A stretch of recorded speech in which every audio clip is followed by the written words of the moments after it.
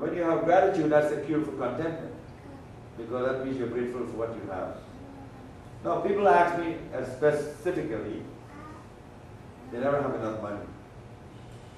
And I get a lot of letters in the email about, Swami, I can't get no money, I'm broke, I'm having this problem, why is the money escaping me all the time, and things like that. I know money, I compare money to a fish. The more you squeeze it, the faster it slides out of your hands. The money is Lakshmi. So, one of the biggest problems in our life is that we never have enough money, and therefore we don't become content with what we have. But how do you attract money into your life? And you want to make a lot of money? I'll tell you how to make a lot of money. I got a call from someone in Minnesota a few weeks ago, around Fort Myers, I think it was Fort Myers. And she said that she is not making any sales in her job. She's a salesperson. And she says she's not making any sales, she wants to make sales. She wants to make some commissions and sales in her job. So I told her, and she was not Hindu, she was Muslim. And I told her, I says, go and take 7 fruits and flowers and sweet rice to the sea and offer it to the universe and say thanks for being alive, being happy. And so she went and she said the mantra I gave her, which is Kali Durga Namo Namah. And she said the mantra 108 times. She took her fruits and flowers and she gave it. And she called me back next week and she's excited. She said, Swami, I got 5 sales this week. I didn't have none for months. So I said, oh, okay, that's nice. Your prayer worked. Right? Now, she's not Hindu, so you can't say it was a Hindu thing. She's Muslim, but she just did what I asked her to do. And all that happened is she offered some gratitude. In other words, when the little child wants to buy a gift, Ariana wants to buy a gift for mom, she doesn't have money, she don't work. So she's going to take money from mom or dad and go and buy something and say, look mom, I brought you a present. What has she done? She is grateful. Nobody can be as grateful as a child. They become ungrateful later. But when they're young, they are very grateful. If we can all be as grateful as a child, we'll never have unhappiness. So, what the child has done, he has given back. He has taken some from the mom and dad and given back to the mom and dad. So that's technically what the person did in Fort Myers. She took some of God's fruits and God's flowers and so on, they all belong to God, and give it back to the universe, showing gratitude. And I have done this so many times, and it never failed.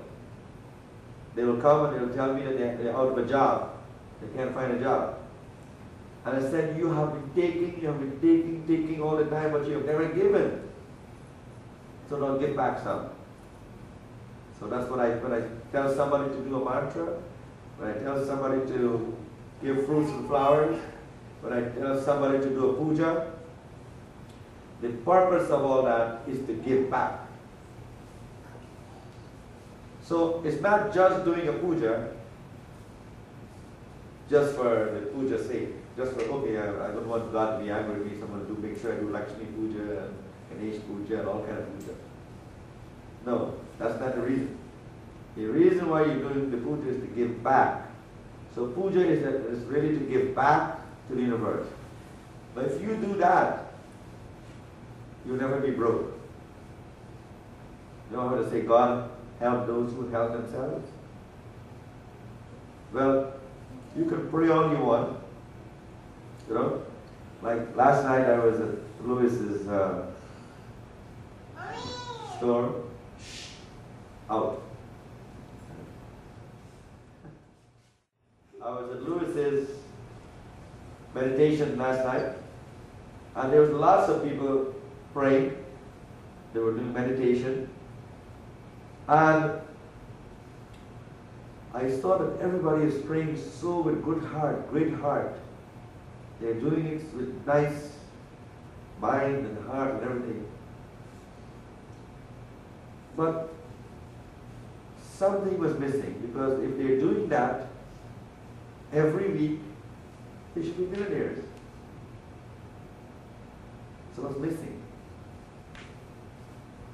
What's missing is having the knowledge to match that prayer to your life. In other words, how do you give back so that you can get?